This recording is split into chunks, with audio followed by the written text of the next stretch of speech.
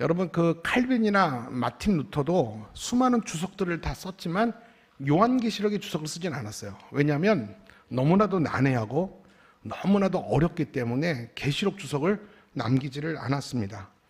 그런 요한계시록을 여러분 2주간에 열심히 공부했다고 요한계시록이 정복이 되고 다 이렇게 깨닫게 된다면 그거는 굉장히 불가능한 일이고 말도 안 되는 일입니다. 때가 때인 만큼 저는 여러분들에게 용기를 내서 이번 강의에 도움을 받아서 요한계시록을 한번 읽어보라고 제가 도움을 드릴 뿐이에요. 그냥 제가 여러분들에게 계단이 되어드리는 거예요. 이 2주간의 요한계시록 강의가 여러분들이 요한계시록을 내가 한번 읽어보겠다, 한번 정복해보겠다, 이번 기회에 내가 한번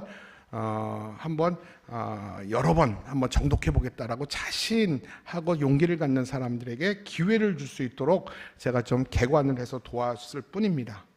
여러분, 이번에 기회를 통해서 요한계시록을 꼭 읽어보십시오. 읽고 듣고 지키는 자에게 복이 있다, 요한계시록에서 말씀했기 때문에 그렇습니다. 자, 그러면 우리 조금 구체적으로 들어갈게요. 우리가 요한계시록을 읽으면서 제일 궁금한 게 뭐냐면 그 재앙과 심판들이 언제 어떤 시기에 나타날 것인가에 대해서 제일 궁금합니다. 맞죠?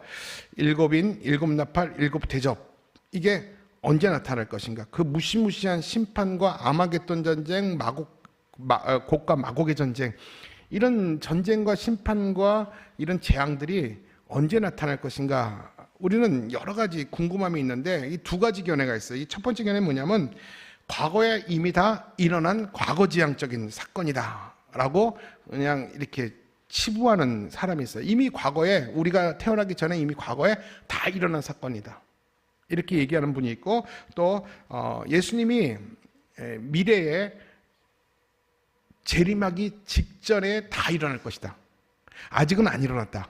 예수님이 재림하기 바로 직전 악이 극에 달았을 때 아마 이런 일곱인, 일곱 대접, 일곱 나팔이 그때 일어날 것이다 라고 말하는 미래주의 해석도, 그것도 잘못된 거예요. 자, 2가지 극단, 과거에 이미 일어났다, 그것도 잘못된 해석이고, 예수님이 재림 직전에 다 한꺼번에 일어날 것이다, 그 미래적인 이것도 잘못된 극단의 잘못된 해석입니다. 그러면 가장 좋은 시기가 언제냐 하면 초림과 재림, 저와 여러분이 살아가는 시대가 초림과 재림이잖아요. 맞죠? 예수님이 2000년 전에 오셨잖아요. 그리고 예수님이 다시 재림주로 오실 거잖아요. 지금 시대를 무슨 시대라고 그런다고요? 우리가 교회 시대 또는 신약 시대라고 그러죠. 저와 여러분이 살고 있는 시대.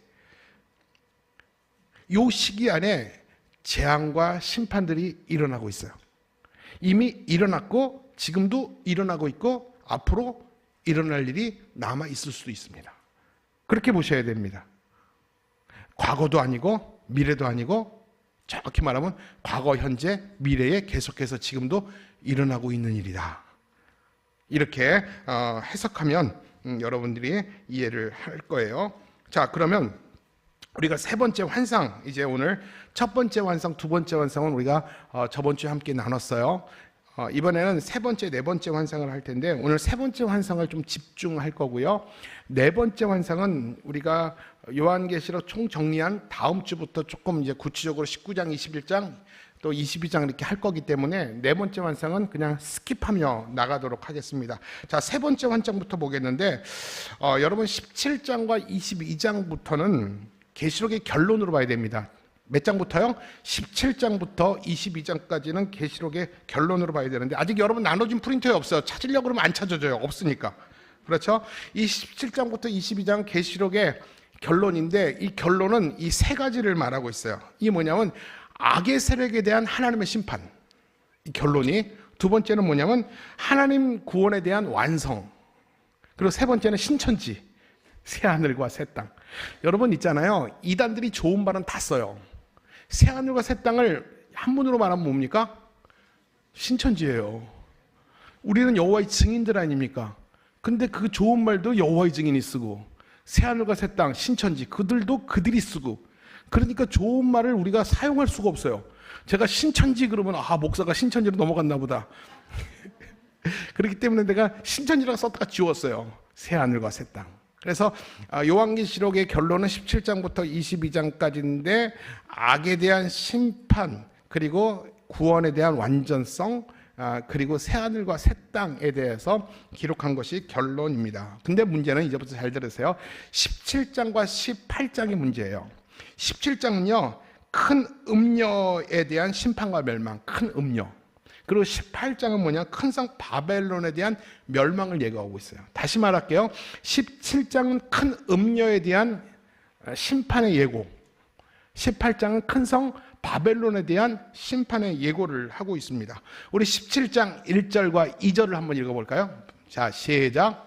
또 일곱 대접을 가진 일곱 천사 천사 중 중 하나가 하나가 와서 와서 내게 말하여 이르되 이리로 오라. 많은 물 위에 앉은 음녀가 받을 심판을 내게 보이리라. 땅의 임금들도 그와 더불어 음행하였고 땅에 사는 자들도 그 음행의 포도주에 취하였다. 자, 하고. 여러분 저 말씀을 잘 봐야 돼요. 자, 많은 물 위에 앉은 큰 음녀가 받을 심판을 내가 너에게 보이겠다. 자, 내가 누구고 너는 누굽니까? 일곱 천사 중에 한 명이 사도 요한에게 보여줄 환상이 뭐냐면 물 위에 앉은 큰 음녀가 받을 심판이라는 거예요. 근데 어떤 상황이 일어났냐?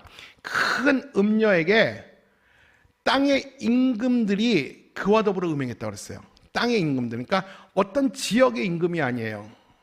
땅의 모든 임금, 그러니까 전 세계의 임금들도 그와 더불어 음녀와 더불어 음행했고, 땅에 사는 임금만이 아니라 땅에 사는 전 세계 사람들도 그 음행의 포도주에 취하였다고 그랬어요.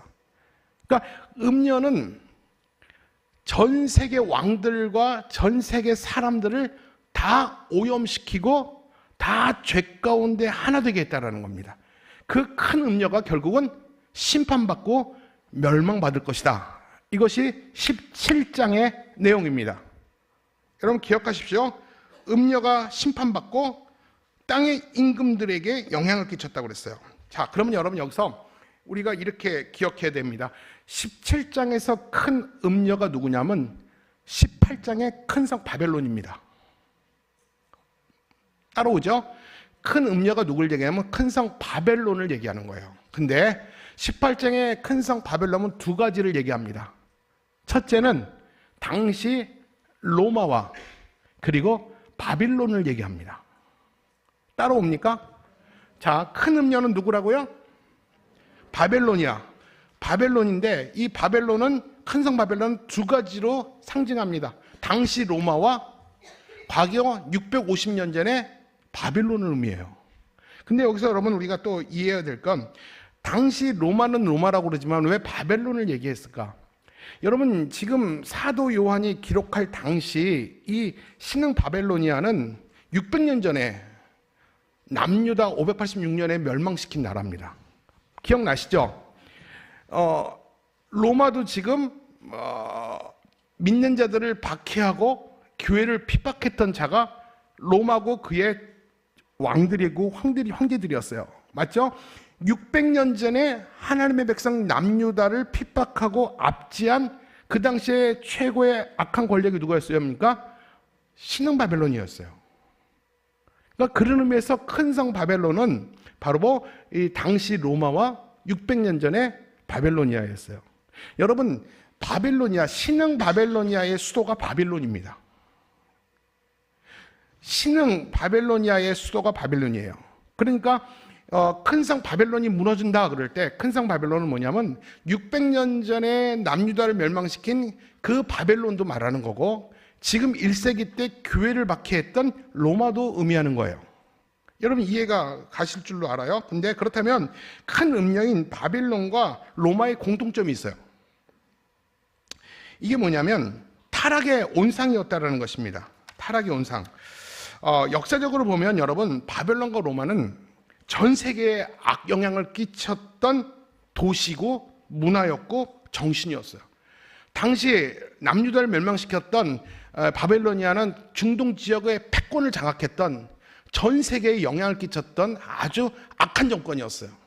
그래서 그 악한 정권이 모든 왕들과 모든 백성들에게 악한 영향을 끼쳤어요. 그리고 로마도 마찬가지죠. 1세기 때 로마는 팍스 로마나라고 해서 모든 도로는, 모든 길은 로마로 통한다고 그래가지고 모든 나라를 정복해가지고 악한 영향, 모든 신들을 패하고 로마의 황제가 신이었어요. 그래서 이 바벨론, 로마는 큰 성 바벨론으로 이해가 되는데, 그것들의 특징은 공통점 뭐냐면 바로 전 세계에 악영향을 끼쳤던 도시고 문화고 정신이었다라는 거예요. 자, 결론적으로 보니까 여러분, 우리는 역사적인 바벨론이나 로마의 해석이 멈추면 안 됩니다. 현재의 세속도시, 세속문화, 주님이 오시기 전까지 전 세계 사람들에게 악영향을 끼치고 있는 불경건한 영향력, 정신, 사상, 이것들이 바로 음녀고 바벨론이고 로마고 결국은 적그리스도이며 결국 지금 우리 안에서 멸망할 세상들이라는 겁니다. 그 대표적인 게 뭐냐면 이슬람, 공산주의, 이 동성애예요. 여러분 잘 보세요. 이슬람, 공산주의, 동성애. 이게 전 세계 왕들을 취하게 하죠. 전 세계 사람들을 그 포도주로 다 취하게 악 영향을 끼치는 거죠. 그러니까 바벨론과 로마는 하나의 도시, 정신이고 문화예요. 큰 성 바벨론이 무너졌다. 도시가 무너졌다. 정신이 무너졌다. 사상이 무너졌다. 문화가 무너졌다. 오늘 이 시대 21세기를 끌어들어오면 큰 성 바벨로니아는 결국 뭐냐면 이슬람이 무너지고 공산주의가 무너지고 결국 지금 극성인 동성애가 무너지는 날이 오게 될 것이다. 이것을 의미하는 거예요. 그렇기 때문에 여러분 17장, 18장 보면 결국 큰 음녀가 바벨로니아고 바벨론이 무너진다라는 것은 결국 이 시대의 세속문화, 탄압문화, 이 정신과 문화와 이 사상과 종교들, 하나님을 대적하는 적그리스도가 다 멸망하게 될 것이다. 이것을 이야기를 하고 있는 거예요. 자, 그렇게 요쯤 제가 설명을 해드리고 이제 프린트물로 들어오겠습니다. 프린트물. 자, 세 번째 완상 찾으셨습니까? 자, 세 번째 완상. 자, 큰 성 바벨론의 멸망에 대한 환상입니다. 17장부터 21장까지인데요. 실제로 큰 성 바벨론의 심판은 이게 하나님 없는 세상을 상징하는 거예요. 하나님 없는 세상. 또 하나님을 대적하는 적그리스도를 상징하는 겁니다. 이게 한 나라를 얘기하는 거 아니에요. 큰 성 바벨론. 그러니까 신흥 바벨로니아의 수도인 바빌론만 얘기하는 게 아니에요. 뭐라고요? 이게 지역이 될 수도 있고 문화가 될 수도 있고 종교가 될 수도 있고 사상이 될 수도 있고 정치가 될 수도 있고 권력이 될 수도 있는 겁니다. 결론은 세상은 망한다라는 거예요. 적그리스도의 세상은 결국 망한다는 것입니다. 큰 성 바벨론은 일체적으로 당시 로마를 상징하지만 또 하나님을 대적하는 세상을 상징합니다. 세상은 장차 하나님의 심판을 받아서 결국 멸망할 도시라는 것입니다. 그리고 하나님의 나라는 영영이 선다는 것을 보여주고 있습니다. 여러분, 지금은 그 세상이 득세하고 세상이 다 얻은 것 같고 이슬람이 계속 동진해 옵니다. 이슬람이 점점 이렇게 자기 세력을 열어오고 자기 세력을 펼쳐가고 그리고 이 세상의 악한 정권이 다 이긴 것처럼 다 정권을 쥔 것처럼 세상을 다 이긴 것처럼 득세한다고 하지만 결국 무너진다는 거예요. 이것을 오늘 이야기를 하는 것입니다. 하나님 없는 문화와 하나님 없는 정치와 상황입니다. 무너지고 하나님은 왕이 되시고 하나님의 통치하시는 하나님의 나라가 다시 세워진다는 겁니다. 이게 뭐라고요? 요한계시록의 결론이에요. 그래서 자연스럽게 그리스도의 재림으로 시각이 옮겨집니다. 그래서 제가 다음 주에는 18장 바벨론의 멸망과 심판에 대해서 제가 다음 주에는 구체적으로 말씀을 좀 드릴 겁니다. 자, 그리고 이제 그리스도의 재림으로 넘어옵니다. 17장, 18장의 음녀와 큰 성 바벨론의 멸망을 말했으면 이제 바로 시각이 재림으로 옮겨진다고 그랬죠. 이제 그 다음 주는 또 제가 재림을 말씀을 전할 겁니다. 그래서 어린 양의 혼인잔치 통해서 그리스도의 재림이 이루어지는 거예요. 자, 이제부터 조금 여러분들이 힘들어할 내용이고 신학적으로 참 많은 견해와 해석이 있는 천년왕국에 대한 예언이에요. 여러분, 천년왕국 들어보셨죠? 이게 요한계시록 20장 1절부터 15절까지의 내용인데 여기서 천이란 용어로 그리스도가 사탄을 결박하고 통치하는 천년을 말합니다. 여러분 천년왕국 들어보셨죠? 그리스도가 사탄을 결박하고 통치하는 천년. 여기서 사탄을 결박하고를 삽입해 넣으세요. 그리스도가 사탄을 결박하고 통치하는 천년을 말합니다. 자, 성경의 순서를 한번 따라오시면 좋겠어요. 사탄이 천년 동안 갇힙니다. 그리스도가 사탄을 가둡니다. 이게 20장 1절로 3절 내용이에요. 그리고 성도들이 주님과 천년을 다스립니다, 세상을. 그리고 이제 마지막 때 재림 직전에 사단이 잠시 풀려나서 반역을 주도합니다. 그리고 백보자 심판이 곧 있게 됩니다. 여러분, 이것이 개혁주의의 또는 요한계시록 20장의 재림의 순서고 심판의 순서입니다. 자, 이제부터 제가 읽어드릴 테니까 잘 따라오세요. 개혁주의 입장에서 천년 왕국에 대한 해석은 주로 무천년 관점에서 이루어집니다. 밑줄 한번 쳐보세요. 밑줄 쳐져 있죠. 무천년설은 문자 그대로 천년 동안 지속되는 지상 통치가 아니라 예수 그리스도의 초림 이후 현재까지 진행 중인 하나님의 통치, 영적 왕국을 상징적으로 의미한다고 봅니다.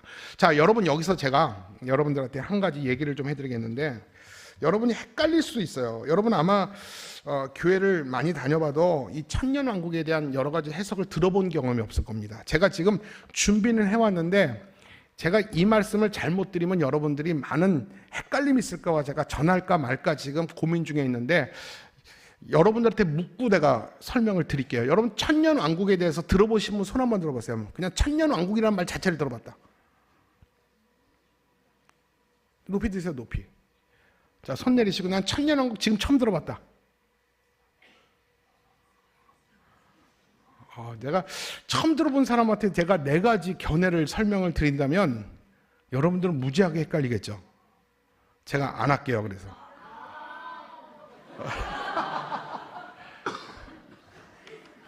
그래도 한번 상식적으로 한번 들어보실래요?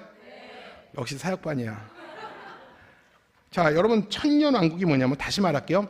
그리스도가 사탄을 결박하고 통치하는 기간이에요.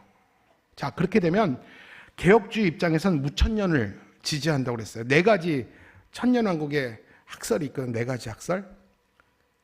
근데 그 천년왕국을 문자 그대로 천년으로 보지 않고 상징적으로 봅니다. 개혁주의 입장은 항상 문자로 보지 않고 상징으로 보죠. 그래서 아까도 말한 천년은 뭐냐고, 예수님의 초림과 예수님의 재림, 그 기간이 천년이다. 그 기간 동안 예수 그리스도께서 사탄을 결박하셨어요. 결박하셨지만 사탄의 뒤에서 조종하는 영향들은 있지만 그 천년의 기간 동안에 이런 심판들과 재앙들과 있고 사탄의 역사들도 있지만 또 복음도 교회를 통해서 신실하게 복음도 증거되는 기간이고, 재림 직전에 그들이 잠시 풀려나요. 그래서 최후의 전쟁, 아마겟돈 전쟁, 곡과 마곡의 전쟁. 아마겟돈 전쟁은 들어보셨죠? 영화로도 보시고 만화로도 보셨죠? 그리고 곡과 마곡의 전쟁 들어보셨어요? 20장에 그 곡과 마곡의 전쟁 얘기도 나와요. 그 전쟁은 재림 직전에 그들이 풀려나서 그들의 본성이 사라지지 않고 하나님께 마지막으로 무기또라는, 아마겟돈이라는 게 무기또라는 곳이거든요. 이 무기또 평야에서 자기의 세상의 모든 세력을 다 모아서 하나님과 마지막 대항하는 거예요. 이 아마겟돈 전쟁에서 하나님과 마지막 대항하다가 하나님이 그들을 밟고 이기시고 주님이 재림하시는 거죠. 재림하심으로 그들을 완전히 이기시는 거죠. 자, 그렇게 해서 천년인데, 그러면 이 천년왕국에 4가지 학설이 있어요. 자, 화면을 통해서 한번 보여드릴게요. 자, 제가 이 4가지 학설은 우리 교회 가끔 말씀 전하시는 청신대학원 이상훈 교수님 저서인 요한계시록 강의를 제가 참조해서 제가 좀 만들어 드렸으니까 한번 참고적으로 보세요. 여러분 다 이해하려고 하지 마세요. 천년왕국을 처음 들은 사람이 어떻게 다 이해를 하겠어요? 자, 4가지가 있어요. 역사적 전천년설이라고 있는데, 이게 뭐냐면 계시록 20장을 문자적으로 해석하는 입장을 취하는데, 천년왕국은 예수님이 재림하시고 모든 악의 세력을 심판하시고 나서 시작된다는 주장이에요. 재림이 먼저 있다는 거예요. 재림을 먼저 하시고 악의 세력을 다 심판하신다는 거예요. 무슨 말인지, 궁극으로 예수님이 나타나셔서 악의 세력을 다 이렇게 처리하신다는 거예요. 그래서 천년이라는 표현은 천년왕국전에 예수님이 재림하신다는 거예요. 그래서 역사적 전천년설이라고 말하는데, 그들이 말하는 종말 프로그램의 순서는 뭐냐면 먼저 재림이 오십니다. 예수님이 오시고 그 다음 이 땅에 있는 악들과 전쟁을 벌여요. 그리고 그 악들을 무적행으로 집어넣고 그들을 따랐던 자들을 다 심판하시고 이제 완전히 그들을 마귀들을 사탄에 넣고 하나님이 다스리는 천년왕국이 오고, 그리고 나중에 그 마지막 천년왕국이 끝날 때 곡과 마곡의 전쟁, 요한계시록 20장 7절부터 10절, 그리고 이 곡과 마곡의 마지막 전쟁이 벌어지고 거기에서 살아남는 자를 백보자 심판으로 하나님이 심판하신다는 겁니다. 근데 이것도 그럴듯한 얘기지만 저는 예전에 신대원 다닐 때 역사적 전천연설을 배웠어요. 이게 맞다고 배웠어요. 근데 지금은 이게 맞지 않다고 말합니다. 이것도 학문이기 때문에 개연성이 있어요. 이 네 가지 학설을 모른다고 지옥 가거나 모른다고 구원받는데 지장은 없습니다. 이게 예전에는 그렇게, 지금도 많은 목사들과 학자들은 역사적 전천연설이 맞다고 하는 분도 계세요. 그렇지만 다르지만 틀린 건 아니에요. 이 종말론과 연관된 이 천년왕국 해석이 다양한데, 해석이 다양하다고 틀린 건 아니에요. 이 네 가지는 진리의 범주 안에서 허용하는 범주예요. 자, 두 번째 학설이 있어요. 이게 뭐냐면 후천연설. 이건 뭐냐면 쉽게 말하면 복음이 증거된 이후에 여러 가지 사회, 사업제도나 교육제도의 발전으로 세상의 악은 점점 소멸되고 이 세상은 점점 문명화되고 기독교 사회화되어서 결국 복음이 온 세상에 덮게 되는, 바로 이것이 천년왕국이고 그 후에 예수님이 재림하신다. 세상이 점점 좋아진다는 거예요. 이건 아닌 것 같죠? 여러분, 저와 여러분이 살고 있는 세상이 점점 좋아집니까? 아니면 3차 세계대전으로 치닫고 있습니까? 그래서 후천연설은 이것은 말이 안 되는 것 같아요. 그래서 예수님이 천년 왕국이 끝날 무렵에 재림하신다는 거예요. 세상이 좋아지고 점점 좋아지고 사회라든가 교육이라든가 교회를 통해서 계속 사회는 좋아지고 결국은 예수님이 좋아진 이후에 재림하신다는 겁니다.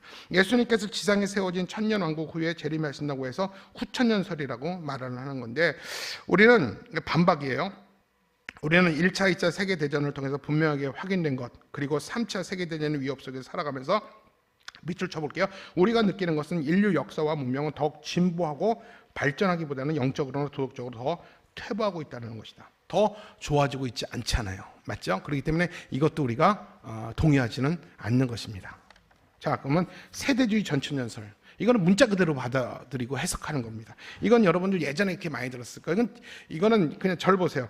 재림이 전체적으로 두 번 있다는 거예요. 1차 재림은 은밀하게 비밀로 믿는 자들을 먼저 휴거시킨다는 거예요. 슉, 그리고 그냥 올라가는 거예요. 보이지 않게 비밀리에 자기들끼리만 샥 올라가. 그리고 이 땅에는 7년 대환란이 있는 거예요.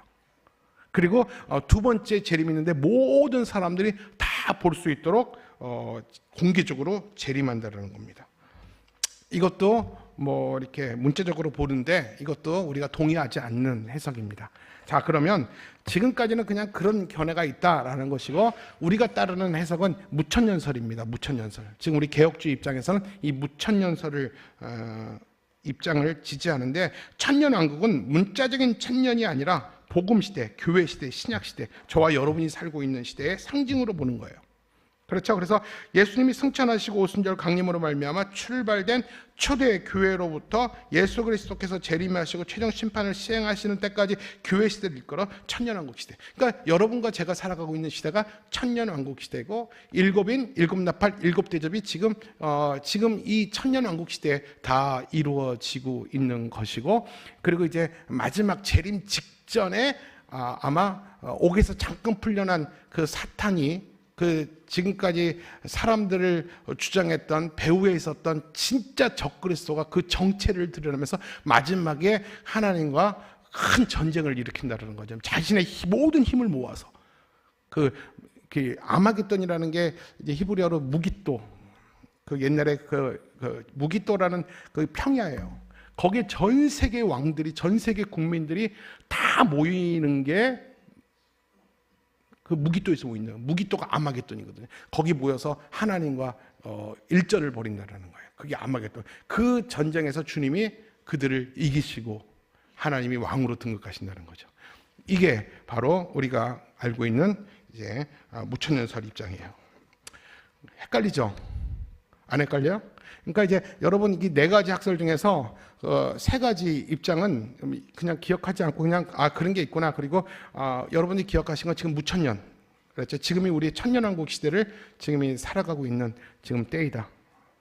그래서 요한계시록에서 말씀하고 있는 모든 재앙과 심판들이 지금 우리가 살고 있는 시대에 지금 일어나고 있고 앞으로 일어날 일들이고 뭐 그런 상황으로 보시면 될 것 같아요. 자, 그리고 계속 넘어갈게요.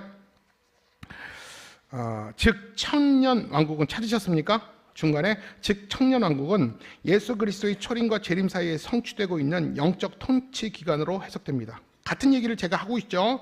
이 기간 동안 사탄의 권세는 제한되어 있고 그리스도의 통치는 믿는 자들 안에서 영적으로 이루어지며 그리스도의 통치는 믿는 자들 안에서 영적으로 이루어지는 거예요. 교회는 그리스도의 몸으로서 하나님 나라의 확장을 맡게 되는 것이죠. 개혁주의에서는 밑줄 한번 쳐보세요. 요한계시록을 포함한 성경의 종말론적 구절들을 문자적으로 해석하기보다는 상징적으로 또는 비유적으로 해석하는 경향이 있습니다. 그러니까 문자적으로 숫자로 보면 안 된다고 그랬죠. 무슨 말인지 알았죠? 이게 절대로 요한계시록을 이해하고 요한계시록에 우리가 읽기 위해서는 절대로 문자적으로 보면 안 됩니다. 세대주의자들처럼 문자적으로 보면 안 돼요. 항상 상징으로 비유적으로 해석해야 됩니다. 아까도 말했지만 큰 성 바벨론, 그게 바벨론이 아니라 그 당시에 그 교회를 압제하고 있는 로마를 말하는 거예요. 천년 왕국 역시 역사적 사건이나 특정 시기에 국한하지 않고 예수님의 초림부터 재림까지의 신약시대 전체를 아우르는 하나님 나라의 확장과 승리를 의미한다고 보는 것이다. 그렇기 때문에 여러분 또 요한계시록을 읽을 때 하나의 팁을 드린다면 막 자꾸 어떤 아마겟돈 전쟁을 3차 세계대전으로 본다든가 동물이 바다에서 나오고 또 산에서 동물이 나오고 그리고 어떤 3분의 1이 죽고 그 전쟁을 이라크와 우크라이나 전쟁, 러시아와 우크라이나 전쟁으로 국한시켜서 그 문제로 자꾸 해석하려고 한다거나, 물론 여러분 그게 아니라고 볼 수 없어요. 그게 맞을 수도 있어요. 그러나 그게 꼭 맞는다는 보장도 없어요. 그러니까 여러분 가끔 유튜브 보면 어떤 목사님들이 설교 잘하는 목사님들이 중동전 이란과 이스라엘 그 전쟁이 아마 이제 마지막 아마겟돈 전쟁일 수 있다, 곡과 마곡의 전쟁일 수 있다, 지금 정신 바짝 차려 주님 곧 오신다, 막 이렇게 그 전쟁을 그렇게 성경의 한 특정 사건으로 성경에서 바로 이 사건을 얘기하는 거다 이렇게 해석하고 이렇게 또 곡해하고 왜곡하는 분들이 있어요. 근데 그게 꼭 맞다고 말할 수 없고 틀렸다고 말할 수 없지만 그게 현혹되지 마십시오. 아닐 가능성이 더 많아요. 그러니까 이거를 지엽적으로 어떤 특정 사건이나 시기를 언급하지 않아요. 이미 아직 안 나타난 사건일 수 있어요. 그거라고 말하지만 그게 아니에요. 그가 죽고 나서, 그렇게 해석하는 목사님이 죽고 나서 다음에 나타날 사건이고 일일 수 있다는 거죠. 그러니까 절대 한 지역이나 역사나 사건으로 그 전쟁으로 이렇게 해석하고 주목하고 지목한다면 그거는 따를 필요가 없다라는 거 여러분 기억하시면 좋을 것 같아요. 자, 우리 20장 3절에 보니까 무적행에 던져놓고 잠그고 그 위에 임봉하여 천년이 차도록 다시는 만국을 미혹하지 못하게 하였는데 그 외에는 반드시 잠깐 노일이다. 그리고 20장 7절 천년이 참에 사탄이 그 옥에서 놓여. 자, 그러면 사탄이 잠깐 옥에서 놓여 뭐 했는가예요? 천년 왕국이 다 되고 나서 잠깐 놓인다고 그랬잖아요. 맞죠? 잠깐 놓여서 사탄이 뭐 할까요? 천년 왕국 동안 이 무적행에 갇혀있는 사탄이 자신의 근성을 버리지 못하고 그들은 천년 동안 어떻게 하면 내가 이 세상을 장악하고 하나님을 이길 수 있을까를 고민하다가 마지막에 놓이니까 그들이 세상 임금들과 왕들과 나라들을 다 데리고 무기토해서 하나님과 전쟁을 벌인다는 거예요. 자, 그게 뭐냐면 20장 8절에 있는 곡과 마곡의 전쟁이라는 거예요. 그리고 16장 16절에 있는 아마겟돈 전쟁이라는 거예요. 그래서 우리가 일반적으로 곡과 마곡의 전쟁, 아마겟돈 전쟁은 이제 재림 전에 마지막 큰 영적인 전쟁이다. 우리가 영적인 전쟁으로 봐야지 이거를 물리적인 전쟁, 뭐 이라크와 뭐 우크라이나 전쟁 그렇게 국한시켜서 보면 안 된다는 거예요. 영적인 전쟁이 실질적인 피를 흘리고 총과 칼과 핵으로 싸우는 전쟁일 수도 있고 영적인 전쟁일 수도 있어요. 그래서 8절 볼까요? 나와서 땅의 사방 백성 곧 곡과 마곡을 미혹하고 모아 싸움을 붙이리니 그 수가 바다의 모래와 같으리라. 그 하나님을 대적해서 곡과 마곡을 끌어모아서 동원한 사람들이 그 수가 바다의 모래같이 많다라는 거예요. 그만큼 악한 자들에게 사탄과 원수에게 미혹당해서 그들에게 넘어간 자들이 바다의 모래처럼 많더라는 것이죠. 곡과 마곡 전쟁이나 아마겟돈 전쟁은 물리적 전쟁이 아니라 영적인 전쟁입니다. 여러분 꼭 밑줄 치세요. 이게 아마겟돈 전쟁과 곡과 마곡 전쟁을 꼭 특정 전쟁으로 해석하는 사람들 위험한 해석이에요. 사탄은 곡과 마곡을 미혹하여 최후 전쟁을 일으키게 합니다. 실제 전쟁이라기보다는 전 세계 백성들을 거짓으로 서로가 서로를 미혹하게 하여 죽는 자가 있을 것이라는 것입니다. 결국은 그 수가 바다의 모래 같다라는 게 사탄에게 미혹받아서 사탄을 따르다가 결국 하나님께 심판당해서 멸망할 자들이 세상에 바다의 모래처럼 많다라는 거예요. 이거를 아셔야 돼요. 그런데 그 숫자가 얼마나 많은지 그 수가 바다의 모래와 같다라고 합니다. 여기서 사탄에게 미혹받은 수가 바다의 모래같이 많을 것이라는 것을 상징합니다. 이게 뭘 얘기하는 거냐면 이 전쟁의 배후에는 이 곡과 마곡 아마겟돈 전쟁의 배후에는 사탄이 있어요. 무엇으로 미혹하나? 마지막 때에는요 사상, 문화, 정치, 쾌락 진짜 전쟁일 수도 있고요. 영적인 전쟁이라고 그랬잖아요. 어떤 사상, 공산주의 사상 거기에 미혹되어 가지고 거기에 빠져드는 사람, 어떤 거짓된 왜곡된 문화에 하나님 없는 하나님을 대적하는 문화에 미혹돼서 빠진 사람들, 그리고 어떤 정치나 사상과 이념에 빠진 자들, 이게 곡과 마곡에 다 미혹당한 자들이에요. 그리고 쾌락, 마약과 어떤 술, 음란,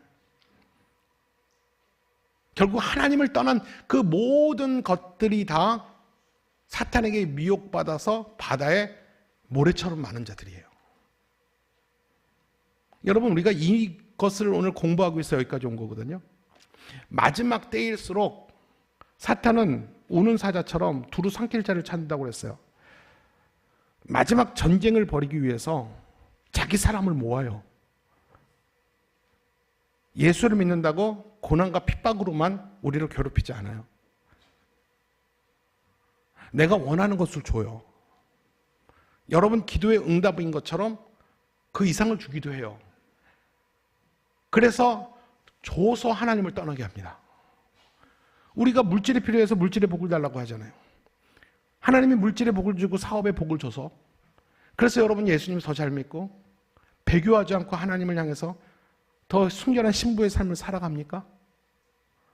달라고 해서 줬는데 그것 때문에 하나님을 떠나고 배교하는 일이 너무너무 많아요. 너무너무 많아요. 예전에 우리나라 50년대는 진짜 하나님밖에 없었잖아요. 아무것도 없고 하나님만 있었잖아요. 그들은 정말 영적인 헝그리 정신으로 하나님만 찾고 하나님 앞에 은혜 있게 살았어요. 근데 지금은 하나님 빼고 다 있잖아요. 그러니까 다 하나님을 배교하고 다 게을러졌어요.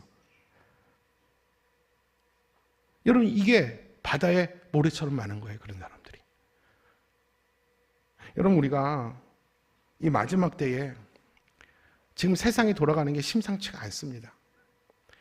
여러분 저는 이 세상 요즘 대한민국도 그렇고 전 세계도 그렇고요. 세상이 좀 이상해진 것 같아요. 점점 이상해지는 것 같아요. 난 점점 이상해요. 아무리 이해하려고 해도 세상이 이해가 안 되는 세상으로 자꾸 돌아가는 것 같아요. 근데 이것을 이상하다고 보는 사람이 있고요.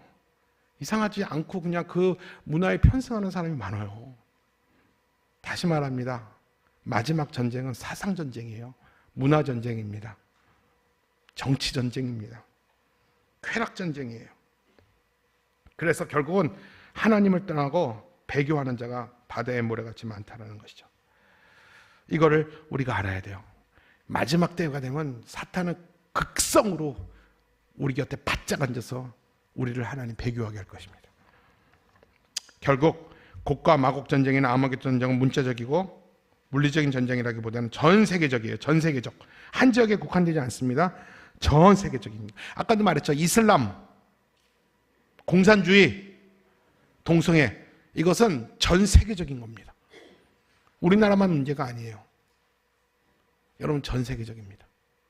이번에 미국의 트럼프가 대통령이 되고 나서 완전히 미국이 새로운 미국으로 개혁된 기회가 된 거죠. 완전히 근본주의자들, 쉽게 말하면 미국의 크리스찬들이 트럼프를 지지하고 나섰어요.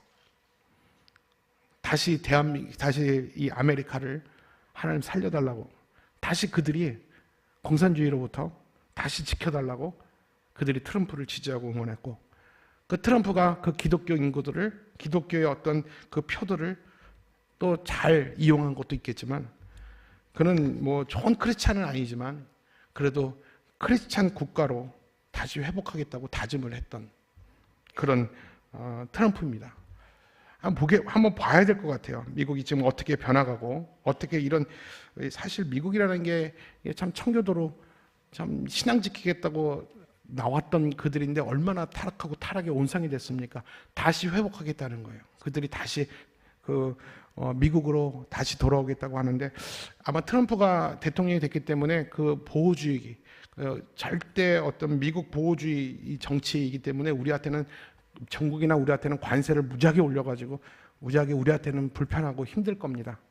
근데 좀 하나님의 뜻이 있겠죠. 하나님의 뜻이 있고, 저는 이 마지막 때에 미국은 폴리스 국가라고 하지 않습니까? 전 세계에.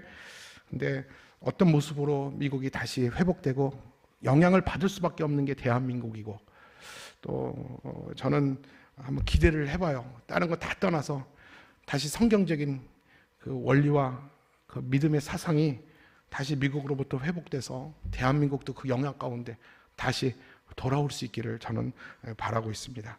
그래서 결국 곡과 마곡 전쟁, 아마겟돈 전쟁, 이거는 물리적인 전쟁이보다 전 세계적이고 영적인 전쟁이에요. 지금 영적인 전쟁이 때입니다. 그러나 그 지역에 따라서는 실제로 무서운 전쟁이 나타날 수 있다. 그렇지만 이게 영적인 전쟁이지만 그 영적인 전쟁 안에서도 물리적인 전쟁이 일어날 수도 있어요.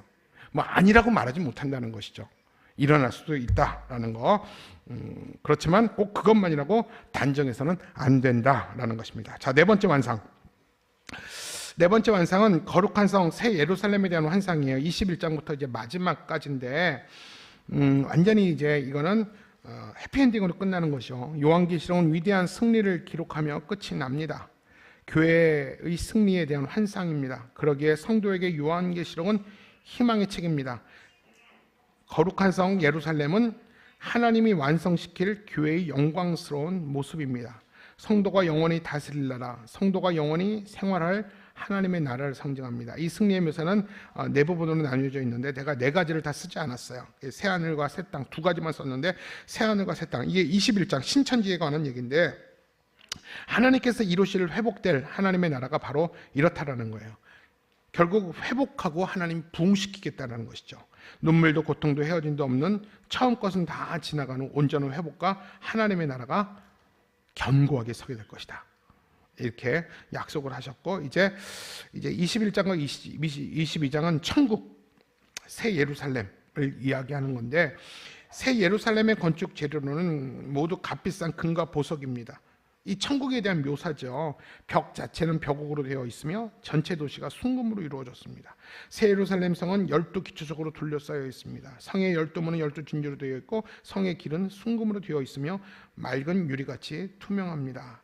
이처럼 새 예루살렘의 재료들은 인간이 상상할 수 없는 최고의 보석들과 금속들로 장식되어 있습니다. 여러분, 사도 요한이 환상을 볼 때 그가 얼마나 보석에 대해서 알겠어요. 그냥 보석을 볼 때 자기가 귀하다고 여겨지는 보석들이 돌멩이처럼 벽돌처럼 자갈처럼 깔려 있는 걸 보면서 깜짝 놀랐을 겁니다.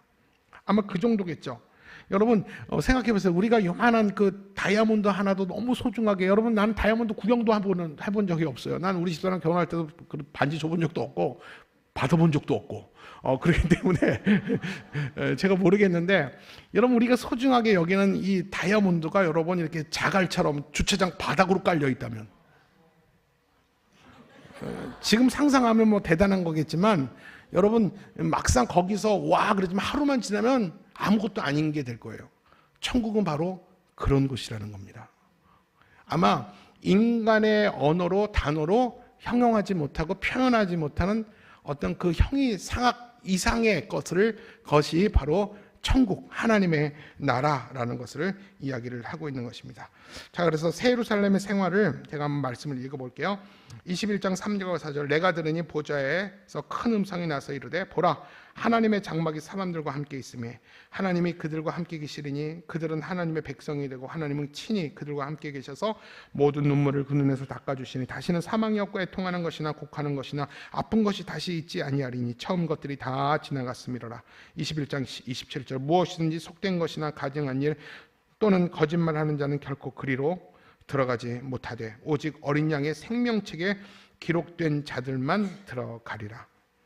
다시 밤이 없겠고 등불과 햇빛이 쓸데없으니 이는 주 하나님이 그들에게 빛이십니다. 그들이 세세토록 왕노릇하리로다. 예수가 그리스도임을 믿는 자들은 하나님께 난 자이고 하나님께 난 자마다 세상을 이긴 자이고 세상을 이긴 자마다 주께서 기억하십니다. 마지막 날 영광스러운 새 예루살렘 성에서 하나님의 영광 가운데 우리가 영원히 살게 될 것입니다. 이게 요한계시록의 내용인데요. 요한계시록이 쓰여진 목적은 그 당시 그 큰 성 바벨론, 로마의 압제 가운데 교회가 탄압받고 성도가 고통을 받고 있었기 때문에 이 고통이 끝까지 가지 않는다는 거예요. 큰 성 바벨론, 로마는 결국은 영원할 것 같지만, 영원히 지지 않는 나라일 것 같지만 결국 그 성은 무너지게 될 것이다. 어떤 과정에서 무너지느냐? 오늘 17장 18장에서 그 음녀고 바벨론이고 로마고 그 강한 성은 결국은 하나님의 재림 앞에서 다 무너지고 결국 끝까지 배교하지 않고 그 마지막 전쟁 가운데서도 배교하지 않고 믿음을 지키고 그 이름이 생명책에 기록된 자들은 하나님이 그들의 하나님이 되고 그들은 나의 백성이 될 것이다. 마지막까지 견디고 이겨라. 이 말씀을 읽고 듣고 지키는 자는 복이 있다. 이것을 기록한 것입니다. 여러분, 그렇기 때문에 이것이 1세기에 사도 요한에게 또는 1세기에 고통받고 있는 교회들에게만 주신 말씀이 아니라 이 시대에 우리가 똑같이 적용되는 것이죠. 확장돼서 우리도 이 말씀을 우리가 함께 묵상하고 오늘 이 말씀 앞에 우리가 경각심을 가져야 될 것 같습니다. 250년간 로마의 10대 박해 가운데 예수를 믿는다는 이유로 물리적 박해를 그들이 받았어요. 이것도 그들의 신앙의 고통이었어요. 그러나 우리는 예수를 믿는다는 이유로 물리적 박해는 받지 않습니다. 우리는 보이지 않는 영적인 박해를 당합니다. 영적인 회유와 영적인 쾌락과 영적인 미혹을 받습니다. 그러나 그들이 물리적 폭력과 물리적 압제 앞에서도 자신의 신앙을 지킨 자는 생명의 책에 기록이 되고 영적인 유혹과 미혹 앞에서도 속지 않고 미혹당하지 않고 끝까지 예수 그리스도의 십자가만 붙드는 자에게는 그 이름이 생명책에 기록이 될 것입니다.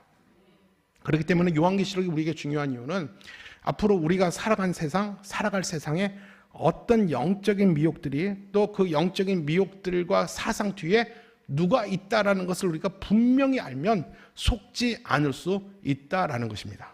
그렇기 때문에 우리가 이 요한계시록의 말씀을 읽어야 돼요. 읽을 뿐만 아니라 깨닫고 이해하시고 여러분의 삶에 적용시키시고 이 말씀을 붙들고 믿음이 약한 자들을 견고하게 지켜줘야 됩니다. 그래서 이 말씀이 우리에게 꼭 필요하다는 말씀을 듣고 결국 이 신앙의 궁극적인 결과는 교회가 승리합니다. 성도가 이깁니다. 하나님은 하나님의 백성을 끝까지 신실하게 눈동자처럼 지키십니다. 하나님은 우리의 피난처가 되십니다. 우리의 산성과 우리의 요새가 되십니다. 그 믿음, 그 신앙 붙들고 여러분들이 요한계시록을 읽으십시오. 여러분, 제가 요한계시록을 다 알려주는 거 아니라고 그랬죠? 2주 만에 요한계시록을 정복시키는 게 아니라고 그랬죠? 용기를 갖고 한번 이 프린트물을 펼쳐놓고 여러분 이 순서에 따라 만들어 드렸으니까 한번 요한계시록을 읽어보세요. 만약에 읽다가 무슨 말인지 몰라도 그냥 무시하고 읽으세요. 한 번 읽을 때랑 2번 읽을 때랑 3번 읽을 때가 다르고요. 여러분 그냥 읽으면 어려우니까 통독 이 어플 같은 거 깔아놓으시고 좀 빨리 읽는 통불 어플 깔아놓고 같이 중얼중얼 따라 읽으면서 여러분 요한계시록 읽으면 훨씬 속도가 붙습니다. 뭐 여러분 괜찮아요. 이해를 한 글자 한 글자 이해를 하면서 읽지 마세요. 그냥 쭉 읽어 나가세요. 쭉 읽어 나가시면 그 말씀은 살았고 운동력이 있기 때문에 관절과 골수를 쪼개고 우리를 깨닫게 하시고 우리를 은혜 가운데 이끌게 하시고 지혜와 계시의 영으로 하나님 앞에 진리 가운데 우리를 인도해 주실 줄 믿습니다. 그러면 여러분 이 마지막 때에 분명히 10대 바퀴가 끝나는 때가 있는 것처럼 주님의 이제 재림이 곧 오십니다. 그리고 이제 마지막 극성을 펼치는 영적 전쟁 앞에서도 여러분들이 여러분의 신앙을 반드시 지킬 수 있어요. 그러니까 우리 이천신학의 성도들 적어도 여기 나온 여러분들 한 명도 빠짐없이 이 이천신학교의 금요기도회가 구원의 방주가 되길 바랍니다. 한 사람도 빠짐없이 여기에 있는 사람 한 사람도 빠짐없이 몰라서 내가 몰랐어요. 내가 몰라서 속았어요. 그런 사람 한 명도 없이 다 구원의 방주에 승선하여서 그 밝고 빛난 하나님의 나라 빛도 해도 필요 없는 하나님의 영광이 찬란한 하나님 나라에 다 얼굴과 얼굴을 대면해서 만날 수 있기를 주님의 이름으로 축원합니다.